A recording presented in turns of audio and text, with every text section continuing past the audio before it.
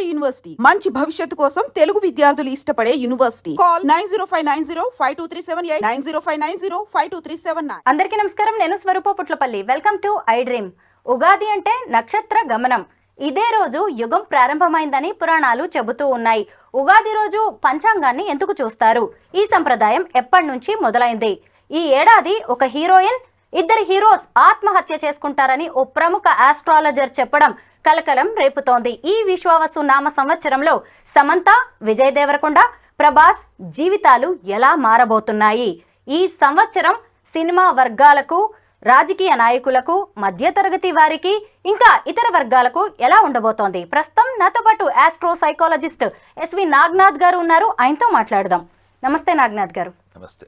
ప్రభవ నుంచి అక్షయ వరకు ఉండే మొత్తం 60 తెలుగు సంవత్సరాల్లో 39వదైన శ్రీ విశ్వవసు నామ సంవత్సరంతో ఈ ఏడాది ఉగాది ప్రారంభమవుతోంది. ముందుగా ఈ నామ సంవత్సర విశిష్టతలేంటో చెప్పండి. ముందుగా ఐ డ్రీమ్ ప్రేక్షకులందరికీ, యాజమాన్యానికి, మీకు, సాంకేతిక పరిజ్ఞానం అందరికీ కూడా ఈ విశ్వావసునామ సంవత్సర శుభాకాంక్షలు తెలుపుకుంటున్నాను. విశ్వావసునామ సంవత్సరము అంటే విశ్వాసము కలిగి ఉన్నవాడు అని అర్థం. విశ్వావసునామ సంవత్సరం అంటే ఇక విశిష్టత ఏంటి అంటే, ఈ విశ్వావసునామ సంవత్సరం మొదటి ఘడియలు రేవతి నక్షత్రంలో మొదలైనటువంటి విశ్వావసునామ సంవత్సరంలో షష్ఠగ్రహ కూటమి ఏర్పడుతుంది. ముందుగా అందరికీ ఉన్నటువంటి ఒక జిజ్ఞాస ఏంటంటే, ఈ 6 గ్రహాల కూటమి జ్యోతిష శాస్త్రాన్ని అంటే ముఖ్యంగా ప్రతిరోజు పంచాంగం చూసుకుంటారు. తిథివార నక్షత్ర కరణ యోగాలన్నీ కూడా ఈ కలయికని మన హిందూ పంచాంగం అంటే మన హిందూ జ్యోతిష శాస్త్రంలో పంచాంగంలో శుభ అశుభ గడియల్ని చూసుకోవడం కోసం ఇది ఒక సాంప్రదాయబద్ధంగా మనకి చెప్తారు. ఇది అయితే ఈ విశ్వావసునామ సంవత్సరంలో చాలామంది అనుకుంటున్నట్టు ఈ షష్ఠగ్రహ కూటమి అన్నది చాలా ప్రధాన భూమిక అయిపోయింది. చాలామంది జ్యోతిష్యులు ఈ ప్రకృతి ప్రళయాలు వస్తాయి, అవి వస్తాయి, ఇవి వస్తాయి, నిన్న ఎక్కడో భూకంపం రాగానే ఆల్రెడీ వాళ్ళ వీడియోలు కట్ చేసుకొని కూడా వాళ్ళు ఆల్రెడీ స్టార్ట్ చేశారు.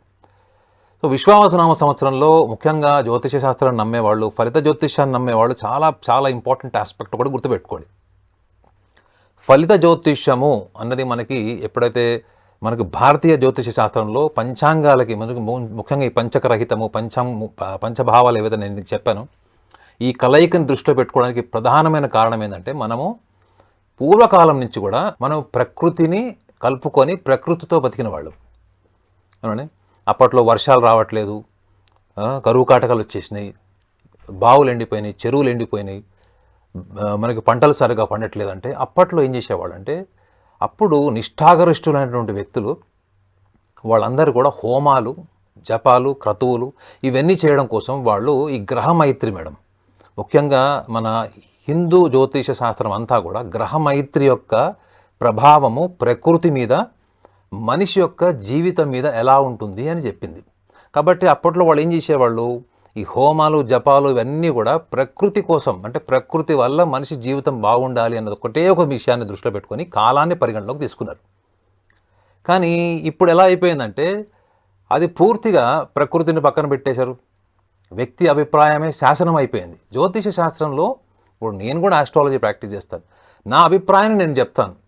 అంటే గ్రహ గమనాలు చూసుకొని, ఒకవేళ వ్యక్తిగత జాతకం చూసామనుకోండి, మనము వాళ్ళ యొక్క దశలంతాలు చూసి, అంతర్దశలు చూసి వాళ్ళ వ్యక్తిగత అభిప్రాయం కాదు. ఇది వ్యక్తిగత అభిప్రాయం మాత్రమే తప్ప ఇది శాసనం కాదు. కానీ వాళ్ళంతా శాసనం కింద మారింది.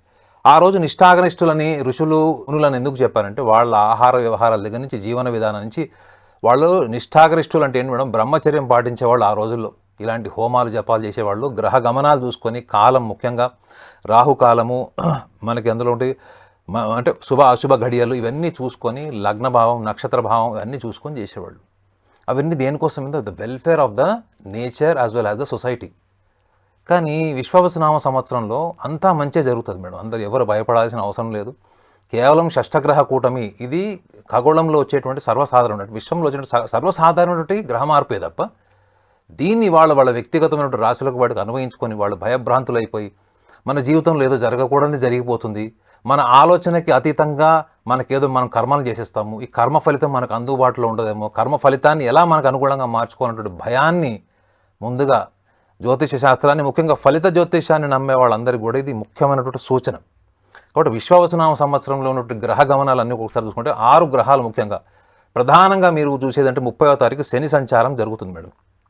అంటే కుంభరాశిలో ఉన్నటువంటి శని సంచారం, శని 2.5 సంవత్సరాల నుంచి కుంభరాశిలో ఉన్నటువంటి శని మీకు మీనరాశిలోకి వెళ్తాడు.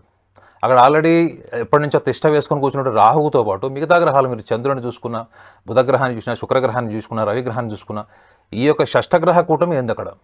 ఈ యొక్క గ్రహాల యొక్క కూటమిని వాళ్ళ వ్యక్తిగత రాశులకు అనుభవించుకొని అది ఏదో జరగకూడని కీడేదో జరిగిపోతుంది, ప్రకృతి ప్రళయాలు వస్తాయి, ప్రకృతి వికటిస్తుంది అన్నటువంటి ఊహలు ఈ విశ్వావసు సంవత్సరంలో ఆద్యంతం ఎక్కడ కూడా అది ప్రూవ్ కాదు మేడం.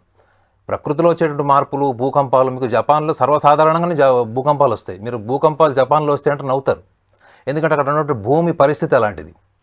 కాబట్టి ఎవరైనా కానీ విశ్వావసు సంవత్సరంలో ఒక విషయాన్ని గమనించండి ఏంటంటే, ఎందుకంటే ప్రధానంగా ఇందులో రాహుకేతువుల యొక్క సంచారము ఈ మే మాసం అంటే మే 3వ వారంలో రాహువు మీనరాశి నుంచి కుంభరాశిలోకి, కేతువు కన్య నుంచి సింహంలోకి వస్తాడు. అదే గురుగ్రహము మళ్ళీ మీకు అదే మే మాసంలో ఇప్పుడు ప్రస్తుతం వృషభ రాశిలో ఉన్నవాడు మిథున రాశిలోకి వెళ్తాడు. దీనివల్ల ఎవరి జీవితంలో వాళ్ళకి తెలియని మార్పులు, వాళ్ళకి తెలియనిటువంటి జీవితంలో ఏమైనా లాస్ వస్తుందనో, లేకపోతే వాళ్ళ వ్యాపారంలో నష్టం వస్తుందనో, ప్రాణహాని జరుగుతుందనో, ఆరోగ్య సమస్యలు వస్తున్నాయంటే ఊహించుకోవడమే తప్ప ఒక్క విషయాన్ని అందరూ గమనించాలి ఏంటంటే, శని యొక్క గ్రహం మారుతుంది కాబట్టి ఇన్ని మార్పులు వస్తున్నాయి. చాలామందికి అక్కడ ఏలినాటి శని ఉందని, లేకపోతే రాహుతో పాటు కలిసి ఉన్నాడు కాబట్టి ఇంకా చాలా విషపూరితమైనటువంటి వాతావరణం ఏర్పడుతుంది, యుద్ధాలు జరుగుతాయని చెప్పి చాలా రకాల ప్రచారాలు చేసుకుంటున్నారు. ఇవన్నీ కూడా subjective opinions madam. Subjective opinions అంటే ఏంటంటే, ఒక వ్యక్తి తనకు ఉన్నటువంటి నమ్మకాన్ని గుర్తుపెట్టుకోండి madam. Subjective opinion is absolutely a person's individual gut confidence and belief. అది సైంటిఫిక్ ఎవిడెన్స్ కాదు, మీరు భయపడాల్సిన అవసరం లేదు. సో ఈ యొక్క మార్పు ఏదైతే ఉందో శని సంచారం జరిగినప్పుడు అందరూ గమనించాల్సింది ఏంటంటే, మీరు గతంలో 2.5 సంవత్సరాల నుంచి చేసినటువంటి కర్మలు, మంచి పనులు అవన్నీ కూడా మీకు ఫలితాన్ని ఇస్తాయి తప్ప అవి వికటించవు. ఈ చిన్న విషయాన్ని గమనించడం, ఎందుకంటే ప్రధానంగా మేజర్ ప్లానెట్ సాటర్న్ ఒక హౌస్ నుంచి అంటే కుంభరాశి నుంచి మీనరాశిలోకి వెళ్ళేటువంటి ప్రధానమైనటువంటి గ్రహం శని, అందులో మళ్ళీ మీనరాశి నుంచి కుంభరాశిలో వచ్చేటువంటి గ్రహము రాహు. అంటే ఆల్మోస్ట్ 1 year ప్లస్ ఉంటాడు కాబట్టి, శని వచ్చేసి 2.5 సంవత్సరాలు ఉంటారు కాబట్టి ఇంత చర్చ జరుగుతుంది. కానీ ఎవ్వరు కూడా భయపడాల్సిన అవసరం లేదు. విశ్వావసు సంవత్సరం మీ జీవితంలో అద్భుతాలు తీసుకురాకపోయినా మీరు ఊహించుకున్నటువంటి దారుణమైన పరిస్థితులు కానీ వైఫల్యాలను మాత్రం తప్పకుండా సృష్టించదు. విశ్వావసు అనేది ఓ గంధర్వుడి పేరు. ఆయన ప్రేమ, ఇష్టం, ఆప్యాయత, అనురాగాలకు ప్రతీక. ఈ ఏడాది అందరి జీవితాల్లో కూడా ఎంతో అద్భుతంగా ఉండబోతున్నాయి, ముఖ్యంగా వ్యక్తిగత జీవితాలు అనేది కూడా చెప్తున్నారు. మీరు ఒక సైకాలజిస్ట్ నాగనాథ్ గారు, ఈ గ్రహాలు, నక్షత్రాలు అనేవి మనిషి జీవితాన్ని ఎంతవరకు నిర్దేశిస్తాయి? అంటే దీని మీద కూడా నేను ఒక 20 సంవత్సరాలుగా పరిశోధన చేసింది.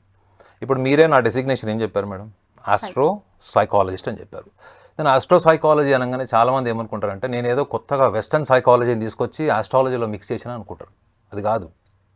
మీరు కానీ, మీ పిల్లలు కానీ, నేను కానీ, ఈ సృష్టిలో ఎవరైనా కానీ ఒక జన్మకాలం ఉంటుంది మేడం.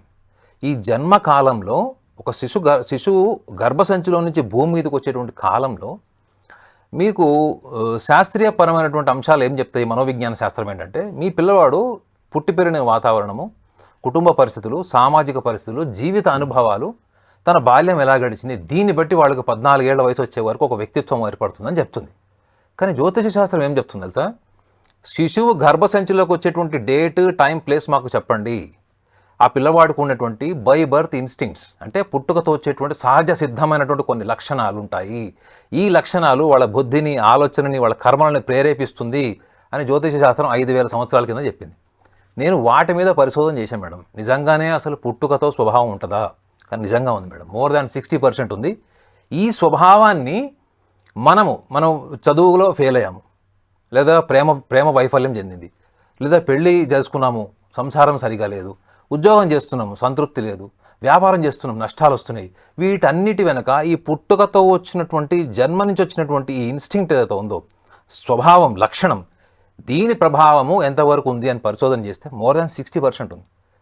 ఈ 60% ఉన్నదాన్ని మీరు విధి అని, కర్మ అని, మనం ఇంగ్లీష్లో చెప్తున్నాడు ఫేట్ అండ్ డెస్టినీ అంటారు చూడండి, దానికి అన్వయించుకుంటున్నారు. అది అబ్సల్యూట్లీ రాంగ్.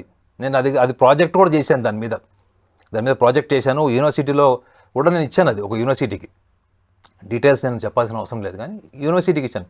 వాళ్ళు నన్ను ఒక గెస్ట్ లెక్చరర్గా ఇన్వైట్ చేశారు ఈ సబ్జెక్ట్ ఎక్స్ప్లెయిన్ చేయమని.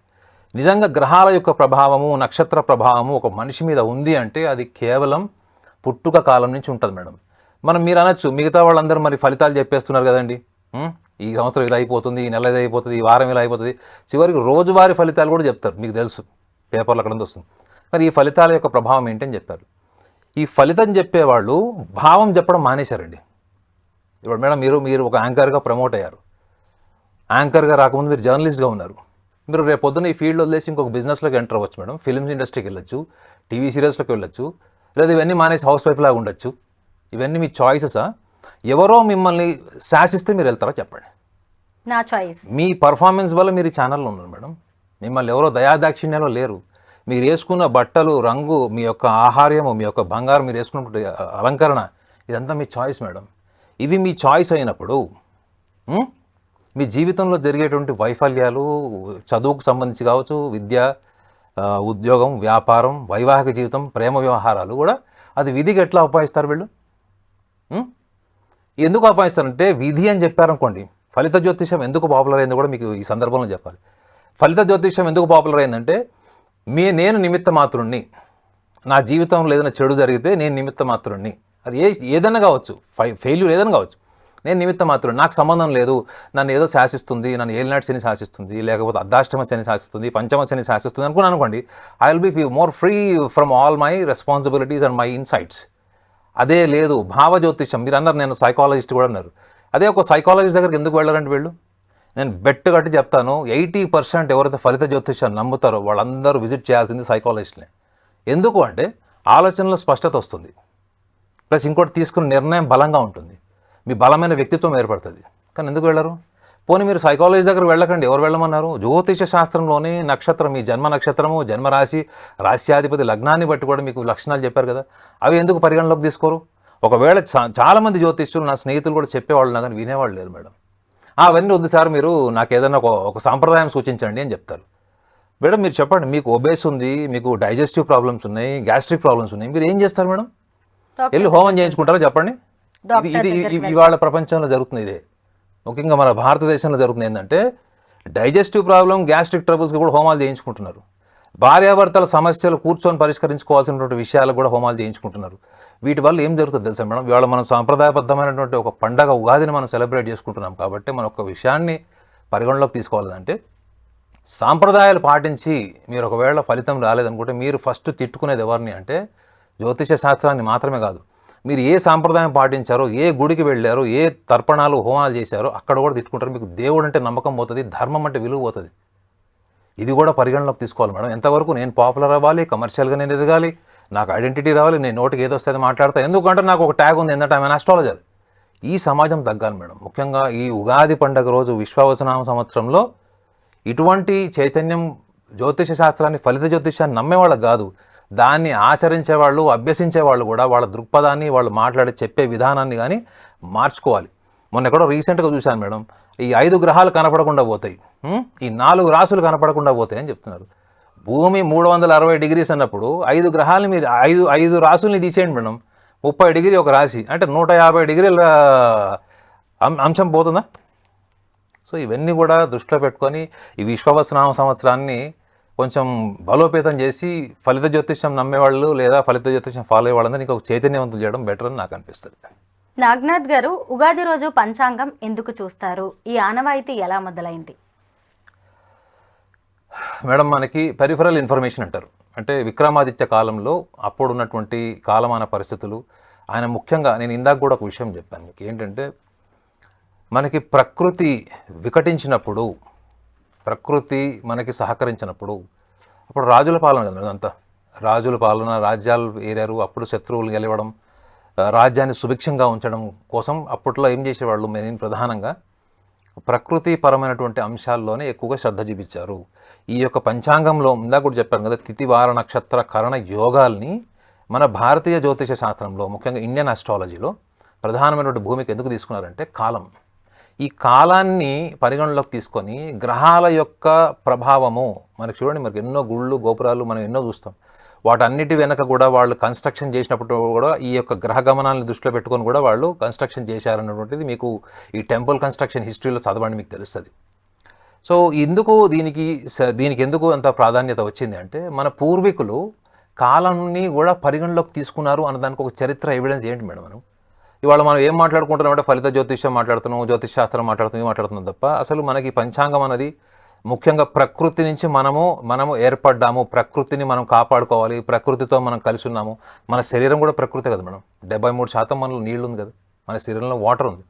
సో ఈ ప్రకృతికి సంబంధించిన అంశాలని మాత్రమే పరిగణలోకి తీసుకొని ఆ రోజుల్లో రాజులు అందరూ కూడా అప్పుడు వాళ్ళు విశ్వసించింది ఏంటంటే వాళ్ళ గురువులు, వాళ్ళ మంత్రులు, వాళ్ళ సలహాదారులు ఎవరైనా ఉండేవాళ్ళు ప్రకృతిపరమైనటువంటి అంశాల కోసం ఈ యొక్క కాలాన్ని, గ్రహగమనాన్ని, అనుకూల ప్రతికూల కాలాన్ని దృష్టిలో పెట్టుకొని అప్పుడు హోమాలు, యజ్ఞాలు చేశారు. అవన్నీ దేనికోసం చేశారు? మళ్ళీ వర్షాలు పడట్లేదని, లేకపోతే అకాల మృత్యువులు జరుగుతున్నాయని, అప్పట్లో ఏమన్నా ఆరోగ్య సమస్యలు వచ్చినాయి. ఇప్పుడు మనం అనుకుంటున్నాం డెంగ్యూ అనుకుంటున్నాం, మలేరియా అనుకుంటున్నాం. ఆ రోజుల్లో ఏమున్నాయి అప్పట్లో? సో అలాంటి వైపరీత్యాలకు కూడా వాళ్ళు నమ్మింది ఏంటి అంటే ఈ గ్రహాల యొక్క ప్రభావం, నక్షత్ర ప్రభావం, నక్షత్ర గమనాలు ఏవైతే ఉన్నాయో వాటిని పరిగణలోకి తీసుకొని వాటిని శాంతింపజేయడం కోసం ఎంచుకున్నటువంటి ఒక మార్గమే ఇది. సో దీంట్లో వాళ్ళు చూసింది ఏంటంటే the welfare of the nature, welfare of the human being అండి, not there individual welfare, individual benefit. కానీ ఇవాళ కాలం అలా లేదు. కాబట్టి మనం ఇవాళ ఏం మాట్లాడుకుంటున్నామంటే కేవలం అందులో ఉన్నటువంటి అంశాలు. పంచాంగం గురించి మీరు ఎవరికైనా వివరించి చెప్పండి, వాడు వినాడు. ఫస్ట్ వాడు రాశి ఏంటో చెప్తాడు, వాడు నక్షత్ర పాదం ఏంటో చెప్తాడు. You only have that very limited memory, limited patience to listen about his future fortune for this విశ్వవసునామ సంవత్సరం, అంతే. కాబట్టి ఇది మన పిల్లలకు కూడా చెప్పాల్సిన విషయం ఏంటంటే మనం ప్రకృతిలో భాగము, ఈ సృష్టి అంతా మనలో ఉంది, మనం సృష్టిలో లేము, సృష్టి మొత్తం మనలో ఉందన్న విషయాన్ని వాళ్ళకి చెప్పడం వల్ల ఏమవుతుందంటే మనిషిలో ఒక ఆత్మస్థైర్యం, ఆత్మవిశ్వాసం పెరుగుతుంది. పంచాంగం అనగానే చాలా మంది రాజపూజ్యం, అవమానం, ఆదాయ వ్యయాలే చూసుకుంటారు. ఎందుకు? ఇవేనా మన జీవితాలను నిర్దేశించేది? అస్సలు రాంగ్ అండి. ఈ విషయంలో నేను ఖండిస్తాను. రాజపూజ్యం, అవమానం అన్నది ఇప్పుడు కూడా చెప్పాను. ఇప్పుడు మీరు ఒక మహారాణి అనుకోండి మేడం, మీరు ఒక మహారాణి ఒక రాజ్యానికి, నేను ఒక జ్యోతిష్యుడు అనుకోండి.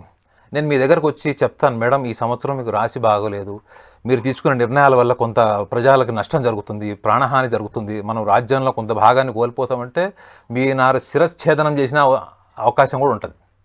అవునా? ఎందుకంటే మీరు ఉన్నతమైన స్థానంలో ఉన్నారు, ఒక శాసించే స్థానంలో ఉన్నాడు. అప్పుడు వచ్చి ఏం చెప్తాడంటే జ్యోతిష్యుడు వచ్చి, అమ్మా మీకు అంతా మంచి జరుగుతుంది, అద్భుతం జరుగుతుందంటే మీరు మెడలో ఉన్నటువంటి నగలో లేకపోతే సన్మానం చేసి ఏనుగు అంబారీకి ఇచ్చి పంపిస్తారు. సో సాంప్రదాయబద్ధంగా చెప్పుకోవడానికి ఏంటంటే అవతల వాళ్ళ ఈ సంవత్సరం బాగోలేదు, లాస్ట్ ఇయర్ బాగోలేదు, కానీ ఈ సంవత్సరంలో బాగుంటుంది, ఆప్టిమిజం, ఆశావాదం.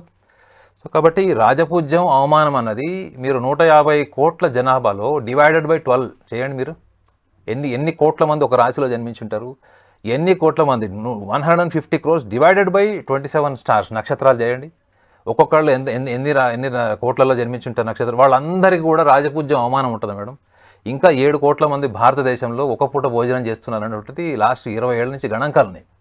సో వాళ్ళందరూ కూడా ఈ 12 రాశులలో ఈ 27 నక్షత్రాల్లో జన్మించిన వాళ్ళే ఉంటారు కదా, వాళ్ళ date of birth, time of birth ప్రకారం ఒక లగ్నంలో ఉంటారు కదా వాళ్ళు. సో కేవలము మనం సాంప్రదాయబద్ధంగా అవతల వాళ్ళ అహంకారాన్ని సంతృప్తి పరిచేలాగా, అవతల వాళ్ళ మనోభావాలు దెబ్బతినకుండా ఉండడం కోసం రాజపూజ్యం, అవమానం చెప్తారు. మళ్ళీ అందులో కూడా కొన్ని రాశులకు ప్రతికూలంగా కూడా ఉంటుంది. ఏమండి, మీకు ప్రతికూలంగా ఉండొచ్చు, నాకు అనుకూలంగా ఉండొచ్చు, నేను హ్యాపీగా ఉంటాను. కానీ ఎండ్ ఆఫ్ ద డే నేను ఆ రిజల్ట్ చూశానా లేదా, ఆ రిజల్ట్ నేను అటైన్ అయ్యానా లేదా అంటే మాత్రం మళ్ళీ అది ప్రశ్నార్థకమే. కాబట్టి పంచాంగంలో ఏవైతే మీరు రాజపూజ్యం, అవమానం కింద చెప్తారో అది కేవలం ఒక ప్రోటోకాల్ ఆఫ్ ద పంచాంగం, ఒక సంప్రదాయం కింద మాత్రమే తీసుకోవాలి. నాగనాథ్ గారు, మీరు గమనించే ఉంటారు ఈ మధ్య కాలంలో ఒక విషయం బాగా ట్రెండ్ అవుతోంది. ముఖ్యంగా ఒక హీరోయిన్, 2 హీరోస్ సూసైడ్ చేసుకుంటారు ఈ ఏడాది అని ఒక ఆస్ట్రాలజర్ చెప్పారు. ఒక పంచాంగంలో కావచ్చు, లేదు అంటే ఈ విశ్వావసు నామ సంవత్సరంలో ఫలానా వ్యక్తుల జీవితం ముగిసిపోతుంది, వాళ్ళు ఆత్మహత్యలు చేసుకుంటారు, బలవన్ మరణాలకి పాల్పడతారు, వీరి ఆరోగ్య పరిస్థితి బాగుండదని చెప్పడం సాధ్యమేనా? మేడం, ఏ జ్యోతిష్యుడు చెప్పాడో నాకు తెలియదు, కానీ ఒకవేళ వాళ్ళు ఆత్మహత్య చేసుకోలేదనుకుంటే ఈయన ఆత్మహత్య చేసుకుంటాడా? మీరు జర్నలిస్ట్ కాబట్టి అడుగుతున్నాను. ఇప్పుడు నేను అఫీషియల్గా చెప్పి డిక్లేర్ చేస్తాను అనుకోండి మేడం, పలానా రోజు జరుగుతుంది, పలానా రాష్ట్రంలో పలానా గడియలకు భూకంపం వస్తుంది, ఇన్ని వేల మంది చనిపోతారు అని చెప్పినప్పుడు నేను అఫీషియల్గా ఏది చెప్పండి. ఫలిత జ్యోతిష్యం చెప్పే వాళ్ళకి ఒక అడ్వాంటేజ్ ఏంటంటే వాళ్ళు టీవీ ఛానల్లో వచ్చి చెప్పినా, న్యూస్ పేపర్లో ఆర్టికల్ రాసినా వాళ్ళు ఏమని చెప్తారంటే దట్స్ మై ఒపీనియన్ అని చెప్తారు. రాజ్యాంగం కూడా దాన్ని తిరస్కరించలేదు, మీకు దానికి చట్టాలు కూడా ఏమి లేవు ఒక ఫలిత జ్యోతిష్యం చెప్పేవాడు. ఈ మధ్య కాలంలో ఏంటంటే ఎవరైనా తీవ్రమైనటువంటి విమర్శలు చేసి తీవ్రమైనటువంటి ఫలితాలు చెప్తే అప్పుడు దాని మీద కొన్ని ఈ హ్యూమానిటేరియన్ యాక్షన్స్ అవన్నీ మనం గతకాలం కొంతకాలం చూస్తున్నాం. కానీ నిజంగా ఒక వ్యక్తి జాతకం చూసి లేదా వాడి రాశిని బట్టి కానీ వాళ్ళ జన్మ నక్షత్రాన్ని బట్టి కానీ వాళ్ళు ఆత్మహత్య చేసుకుంటారు అంటే అలాంటి అనాలిసిస్ నేను చేయాలి మేడం. ఎందుకంటే I have done research on the psychological dimension of astrology. మీరు చెప్పినటువంటి జ్యోతిష్యులు వాళ్ళు ఫలితం మాత్రమే చెప్తారు మేడం. వాళ్ళు మీరు వెళ్ళారంటే మీకు 5 నిమిషాలు 10 నిమిషాల్లో మీ యొక్క రాశి నక్షత్రము, లగ్నము, అంతర్దశ, మహర్దశ, భుక్తి అంతరం is equal to your conclusive point. మీకు ఇప్పుడు మీరు స్టార్ అవుతారా లేదా, ఈ సంవత్సరం సినిమా హిట్ అవుద్దా లేదా, ఇంతవరకు చెప్తారు. మరి అలాంటిది అతను ఆత్మహత్య చేసుకుంటాడు, ఆత్మహత్యకు ప్రేరేపింపబడతాడు అనేది ఎట్లా చెప్తారు? 2 సినిమాలు హిట్ అయిన హీరోలకి, సూపర్ డూపర్ హిట్ అయిపోయి 2024 వాళ్ళకి అసలు ఎక్కడికో వెళ్ళిపోయిన వ్యక్తులకి ఆత్మహత్య చేసుకోవడం గల కారణం, బలమైన కారణం ఏముంటుంది? సో ఫలిత జ్యోతిష్యం చెప్పే వాళ్ళకి కూడా, ఎందుకంటే నేను ఫలితాలు చెప్తాను, కానీ ఫలిత జ్యోతిష్యం చెప్పే వాళ్ళకి ఒక ఆస్పెక్ట్ ఏంటంటే మేడం, వాళ్ళు దాన్ని జస్ట్ ఒక సబ్జెక్టివ్ ఒపీనియన్, అంటే నా యొక్క వ్యక్తిగతమైన అభిప్రాయం, నేను జాతకాన్ని పరిశీలించినప్పుడు నాకు ఇలా అనిపించింది అని ఒక స్టేట్మెంట్ ఇవ్వాలి. అంతే తప్ప వీళ్ళు ఏమైపోయారంటే ఒక యాటిట్యూడ్. నేను సైకాలజిస్ట్ అన్నారు కాబట్టి జ్యోతిష్యుల్లో కూడా నేను చూస్తాను ఒక యాటిట్యూడ్, వాళ్ళు మాట్లాడే విధానం, వాళ్ళు చెప్పే విధానం. అక్కడ యాంకర్ కూడా వీళ్ళకి కౌంటర్ వేయచ్చు కదండి. యాంకర్ కౌంటర్ వేయదు, ఎందుకంటే యాంకర్ ఆల్రెడీ వీళ్ళతో కమిట్ అయి ఉంటుంది బహుశా. వీళ్ళు అందుకే అట్లా మాట్లాడతారు. వీళ్ళు నిజంగా కౌంటర్ వేయండి అసలు on what basis, the technical analysis. ఇప్పుడు ఒక ప్రభాస్ జాతకం తీసుకున్నారు, సమంత తీసుకున్నారు, ఎవరిదైనా తీసుకున్నారు, వాళ్ళు ఏ నక్షత్రంలో జన్మించాడు ఏ జ్యోతిషుడు చెప్పడు. వాళ్ళకి ఇప్పుడు ఏం పీరియడ్ నడుస్తుంది, ఏ అంతర్దశ నడుస్తుంది ఎవడు చెప్పడు. ఏమంటే సింపుల్గా వాళ్ళ రాశి తీసుకొచ్చి ఇప్పుడు గోచార ఫలంలో విశ్వావసనామ సంవత్సరంలో జరుగుతున్న రాశులకి లింక్ చేసి వాళ్ళ ఒపీనియన్ చెప్తారు. చూడండి మేడం, ఎంత దారుణం అంటే అసలు మీకు గోచార ఫలం, ఇప్పుడు విశ్వావసనామ సంవత్సరంలో ఉన్న గ్రహస్థితి అంతా గోచారం. ఇప్పుడు మీరు కన్యా రాశిలో జన్మించారు, ఇప్పుడు మీకు సప్తమ భావంలో షష్ఠాకు రాక కూడా జరుగుతుంది. సో ఇప్పుడు మీరు భార్యాభర్తలు విడాకులు తీసేసుకుంటారు, గొడవలు అయితే ప్రేమికులు విడిపోతారు, పెళ్లి వరకు వచ్చి విడాకులు జరిగిపోతాయి, ఇట్లా చెప్తారు. కానీ అలా ఎందుకు జరుగుతుంది? వాళ్ళ ఇష్టాలతో సంబంధం లేకుండా జరుగుతుందా? కొన్ని సామాజిక పరిస్థితులు, వాళ్ళ మానసిక పరిస్థితులకు సంబంధం లేకుండా జరుగుతుందా అంటే వీళ్ళు ఏ వివరణ ఇవ్వరు. ఒకటే ఏం చెప్తారంటే ఇప్పుడు టైం బాగాలేదని చెప్తారు. ఇప్పుడు నీకు టైం బాగాలేదు, ఏలినాటి శని నడుస్తుంది, సప్తమ శని నడుస్తుంది చెప్తారు. సో ఫలిత జ్యోతిష్యం అన్నది అబ్సల్యూట్లీ సబ్జెక్టివ్ ఒపీనియన్ మేడం. ఎందుకు అన్సైంటిఫిక్ అయిపోయింది చెప్పండి? ఫలిత జ్యోతిష్యానికి ఎందుకు శాస్త్రీయ ఆధారాలు లేవు? మీరు జన్మించిన కాలంలో, మీరు పుట్టిన టైం, మీరు పుట్టినటువంటి date of birth month of బర్త్లో 1,00,000 మందినో 100 మందినో తీసుకుంటే అందులో కామన్ ఫ్యాక్టర్ ఏముందని చెప్పమనండి ఫలిత జ్యోతిష్యం చెప్పేవాళ్ళని. వాళ్ళ హైట్ మ్యాచ్ అవుతుందా, వాళ్ళ స్కిన్ టోన్ మ్యాచ్ అవుతుందా, వాళ్ళ హెయిర్ మ్యాచ్ అవుతుందా, ఐస్ మ్యాచ్ అవుతాయా, వాళ్ళకి జెనెటిక్ ఫ్యాక్టర్స్ వాళ్ళకి ఏమైనా వచ్చినా ఏమైనా మ్యాచ్ అవుతాయా, లేదా వాళ్ళు ఒకటే వృత్తిలో ఉంటారా? ఇవి ఏదన్నా ఒకటి మ్యాచ్ కావాలి మేడం. మోర్ దాన్ 60% ఒకవేళ ఈ డేట్ టైంలో పుట్టిన వాళ్ళందరూ వీళ్ళు రాజకీయ నాయకులు అవుతారు, లేకపోతే జర్నలిస్టులు అవుతారు, యాంకర్లు అవుతారని చెప్పమనండి.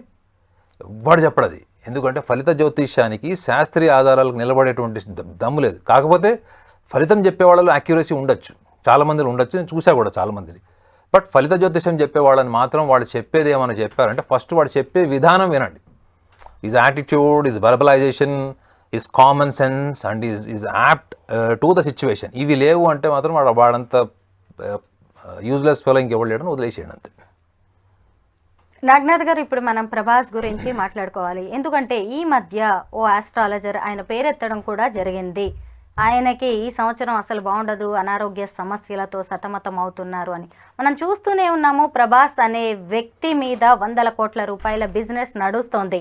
ఆయన ఇప్పుడు భారతీయ సినిమా ఇండస్ట్రీని రూల్ చేస్తున్నారు. అలాంటి వ్యక్తి సైకాలజీని బట్టి మీరు చెప్పండి, ఆయన లైఫ్ ఈ ఏడాది ఎలా ఉండబోతోందో. Madam, your life determines everything based on your success. మనిషికి సక్సెస్ అవసరమని ఎందుకు చెప్తారు మేడం? చిన్నప్పటి నుంచి మీరు స్కూలింగ్లో కూడా బాగా చదువుకో, మంచి మార్కులు తెచ్చుకో, ఎందుకు మోటివేట్ చేస్తారంటే మీకు సక్సెస్ వల్లనే వచ్చేటువంటి ఒక పాజిటివ్ అవుట్లుక్, ఒక ఆప్టమిస్టిక్ థింకింగ్ అన్నది మీకు ఫెయిల్యూర్ నుంచి రాదు మేడం. మిమ్మల్ని ఎవరు ఎంత డీగ్రేడ్ చేసినా ఏం చేసినా మీకంటూ ఒక క్లారిటీ, ఒక కాన్ఫిడెన్స్ ఎక్కడి నుంచి వస్తుంది? స్వతహాగా మనకు ఇండిపెండెంట్గా కొంత ఉంటుంది.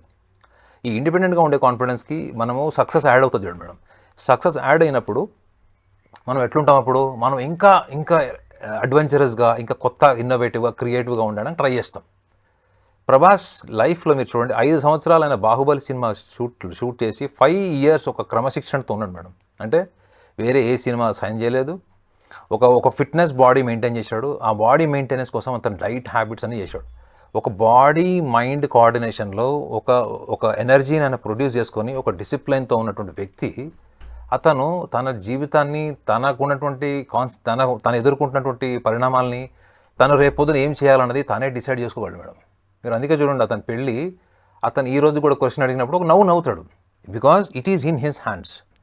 ఒక ఆర్డినరీ పర్సన్ ఏమనుకుంటాడంటే నీ పెళ్ళి అవుతుందంటే ఏమో భయ మా సిద్ధాంతం ఇంకా చెప్పలేదు అంటాడు. మీరు అదే ప్రశ్న ప్రభాస్ని అడగండి, హీ విల్ డిసైడ్ మేడం. ఒకవేళ పెళ్లి చేసుకోవాలనుకుంటే రేపు చేసుకోగలడు సాయంత్రం, వద్దు అనుకుంటే ఇంకొక 1 year పోస్ట్ పోన్ చేసుకోగలడు, ఇంకో 4 ఏళ్ళు పోస్ట్ పోన్ చేసుకోగలడు.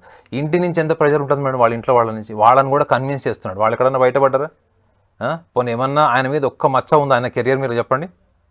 సో అలాంటి వ్యక్తికి వాళ్ళని మనము they are consciously aware personalities అంటారు మేడం. అంటే వాళ్ళకి అద్భుతమైన అవగాహన ఉంటుంది వాళ్ళకి, వాళ్ళ జీవితం పట్ల, వాళ్ళ ఆలోచన పట్ల, వాళ్ళు చేసేవాళ్ళు. కానీ ఆయన హాస్పిటలైజ్ అయింది ఫిజికల్ ఇంజురీస్ వల్ల అయ్యాడు. ఫిజికల్ ఇంజురీస్ అనేది తప్పదు కదా మేడం. ఇప్పుడు ఫిల్మ్ స్టార్ అన్నప్పుడు కింద పడతారు, దెబ్బలు తగ్గుతాయి, ఫ్రాక్చర్లు అవుతాయి. గతంలో జిమ్లో చేసినప్పుడు ఎన్నో ఇంజురీస్ అయి ఉండొచ్చు. అవన్నీ మళ్ళీ ఏజ్ ఫ్యాక్టర్ వల్ల మళ్ళీ రియాక్టివ్ కావచ్చు, అంటే మళ్ళీ పెయిన్స్ అని యాక్టివ్ కావచ్చు.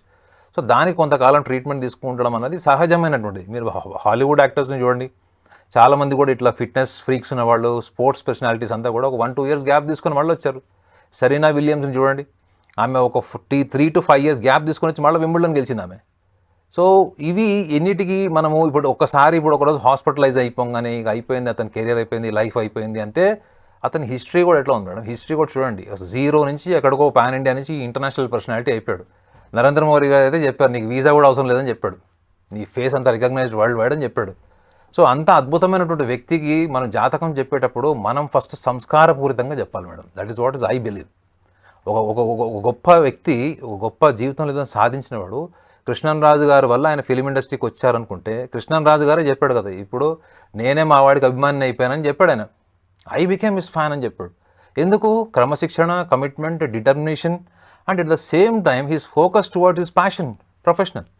ఇవి పక్కన పెట్టేస్తే ఆయనకి ఏది సింపుల్గా ఏదో మనం కూర్చొని జాతకం చూస్తూ చేతిలో ఒక పెగ్గు విస్కీ పెట్టుకొని జాతకాలు చూసేవాళ్ళని ఎంతమంది చూడలేదు.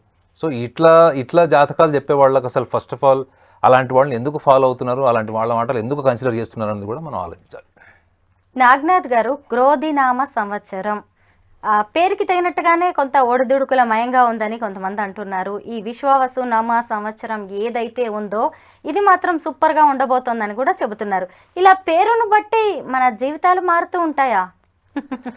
మేడం పేరు అంతే, క్రోధినామ సంవత్సరం అనగానే ఆ లాస్ట్ ఇయర్ మనం ఏం జరిగింది అనుకుంటే నిజంగా ప్రక్షాళన జరిగింది మేడం. మనము క్రోధినామ సంవత్సరంలో ప్రక్షాళన జరిగింది. ఎందుకంటే మనం లాస్ట్ 2024లో ఎన్నో రిఫార్మేషన్స్ జరిగినాయి. అట్లా అనుకుంటే మనము లాస్ట్ ఇయర్ కూడా మనం ఎకనామికల్గా చూసుకోండి, పొలిటికల్గా చూసుకోండి, ఈవెన్ రిలీజియస్ పీపుల్లో కూడా చాలామంది ఫెనాటిక్స్ కూడా చాలామంది కూడా వాళ్ళు రియల్ స్పిరిచువల్ ప్రాక్టీస్ ఏంటి, అసలు ఈ ఫెనాటిజం ఏంటి అన్నటువంటి అవగాహన కూడా వచ్చారు. కొన్ని దేశాలు కొట్టుకున్నాయి, మతపరమైన ఛాందస భావాలతో కొట్టుకున్నారు, వాటిని మనం కన్సిడర్ చేయలేం. బట్ మనం భారతదేశం వరకు మనం తెలుగు రాష్ట్రాలకి ఎందుకంటే మనం తెలుగు వాళ్ళ పండగ కాబట్టి మనం చూడాల్సింది ఏంటి అంటే ఇప్పుడు విశ్వావసునామ సంవత్సరంలో ప్రతి ఒక్క వ్యక్తి కూడా, ఎందుకంటే శని కర్మలను ఆచరింపజేస్తాడు. గుర్తుపెట్టుకోండి మేడం, మీరు వేసుకున్న బంగారం అంత ఈజీగా రాదు. అది ఒక మినరల్ వాటర్ బాటిల్ మీ పక్కన ఉంది, అది 11 సార్లు దాన్ని రిఫార్మ్ చేస్తేనే అది నార్మల్ మున్సిపల్ వాటర్ నుంచి మినరల్ వాటర్ అవుతుంది. సో శనిగ్రహం యొక్క ప్రాధాన్యతని ఇప్పుడు అంతా చర్చించుకుంటున్నాడు. శనిగ్రహం యొక్క ప్రాధాన్యత మార్పు లేకపోతే ఇంత చర్చ లేదు మేడం, ఇంత చర్చ లేదు. ఎందుకంటే మీరు చేసేటువంటి కర్మలో సూక్ష్మ దృష్టిని పెంచేటువంటి సంవత్సరమే ఈ విశ్వావసునామ సంవత్సరం. మీరు క్యాజువల్ ఎఫర్ట్స్ పెడతారు మేడం, మీ క్యాజువల్ ఎఫర్ట్స్ వల్ల రిజల్ట్ రాదు. మీ ఏమవుతుంది అప్పుడు? మీ ఈగో బర్న్ అవుతుంది, అవునా కదా? నేను దీని అంతా చూడాలన్న కసి పెరుగుతుంది. ఆ సూక్ష్మ దృష్టి అంటే సూపర్ఫిషియాలిటీస్ నుంచి ఒక కాస్మిక్ సైట్కి తీసుకెళ్లేటువంటి అట్మాస్ఫియర్ ఈ సంవత్సరంలో అన్ని రాశుల వాళ్ళకి కదులుతుంది పక్కా. వీళ్ళు ఏదో అనుకుంటున్నారు, ఏదో స్టార్టింగ్లో క్యాజువల్గా ఉండే వాళ్ళందరూ కూడా సీరియస్ అయ్యే వాళ్ళు ఉంటారు. ఎంతో సీరియస్గా వర్క్ చేసే వాళ్ళకు కూడా సెన్సేషనల్ రిజల్ట్స్ రావచ్చు, సెన్సేషనల్లీ దే విల్ బి ఐడెంటిఫైడ్. అంతే తప్ప ఈ విశ్వావసునామ సంవత్సరం వల్ల చెడు జరుగుతుంది పలానా నక్షత్రానికి పలానా రాశికి అని చెప్పారంటే కేవలం అది ఒక వ్యక్తి అభిప్రాయం మాత్రమే. మీరు కాలానుగుణంగా చూడండి, మీరు జీవితంలో కోరుకున్నవి మీరు సాధించాలనుకున్న వాటిలో మీ యొక్క వర్క్లో నాణ్యత పెరుగుతుంది. ప్రతి రాశి వాళ్ళకు కూడా నక్షత్రం వాళ్ళకు కూడా నాణ్యత పెరుగుతుంది. నాణ్యతని పెంచుతాడు కూడా తప్పకుండా.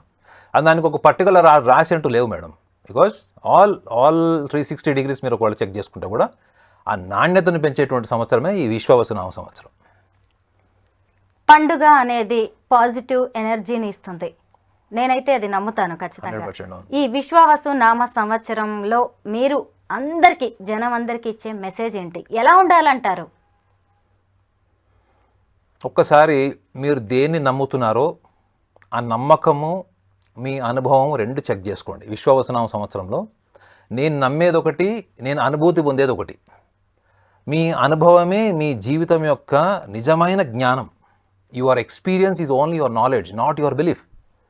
కాబట్టి విశ్వావసునామ సంవత్సరంలో మీరు మీ అనుభవాన్ని తీసుకోండి, మీ నమ్మకాన్ని పక్కన పెట్టండి. మరి ఆల్ ఆఫ్ అ సడన్ నమ్మకాన్ని ఎట్లా పక్కన పెడతామని అనొచ్చు. నమ్మకం ఓకే, కానీ మీరు దాన్ని ఎప్పుడైతే శాస్త్రీయ పరంగా ఆ నమ్మకాన్ని కూడా తీసుకొని ముందుకు వెళ్ళి జీవితంలో ఏదో సాధించాలనుకుంటే మాత్రం మీరు ఎదురు దెబ్బలు తింటారు. అప్పుడు మీరు జీవిత అనుభవాన్ని, అక్కడ ఉన్న సందర్భాన్ని దృష్టిలో పెట్టుకోండి. చాలామంది ఏం చేస్తున్నారంటే వాళ్ళ మనసులో ఉన్న భావాలు, ఆలోచనలు, భావోద్వేగాలనే తీసుకొచ్చి ముందు పెట్టి కుటుంబం కానీ, వ్యాపారంలో కానీ, ఆర్థిక విషయాల్లో కానీ, రాజకీయ విషయాల్లో కానీ వీళ్ళు అనవసరమైనటువంటి ఒక సమాజాన్ని తయారు చేస్తున్నారు. అదే మీరు అనుభవాన్ని, అక్కడ రేషనల్ ఫ్యాక్ట్ అంటారు, అంటే అక్కడ సందర్భాన్ని మీరు దృష్టిలో పెట్టుకోండి. మీరు ఏదైతే గొప్ప స్థాయికి వెళ్ళాలనుకుంటున్నారో అంతకంటే గొప్ప స్థాయికి మీరు వెళ్తారు. సో కాబట్టి keep all aside your beliefs and your emotions. Try to be more focused on your experiences and you try to experience your life more and more. దీనివల్ల మీరు జీవితంలో అద్భుతమైనటువంటి విజయాలు సాధిస్తారు.